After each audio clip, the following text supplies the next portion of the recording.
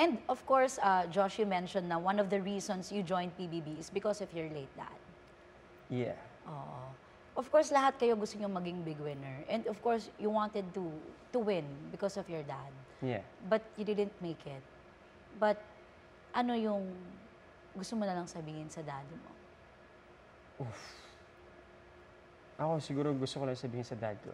Pati po sa mga kaibigan ko na that passed away. Dito pa rin ako. Nakangiti pa rin sa harapan ninyo. And I love you guys. And I hope proud kayo sa akin na kahit hindi ako nanalo, kahit hindi ako naging big winner, gagaling ako pa rin. You know? Alam naman nila na ayun po talaga yung motto ko sa loob. Kahit anong mangyari, go lang. Smile lang. Kasi hindi mo alam kung ano mangyayari bukas. So be thankful. Be thankful every day. And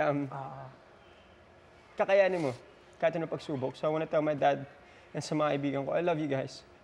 Thank you for making me the person I am now. Kasi kung wala kayo, wala ako. Kaya mahal na mahal ko kayo. Alam mo nandiyan kayo. My guardian angels. Kaya, sorry. Sorry.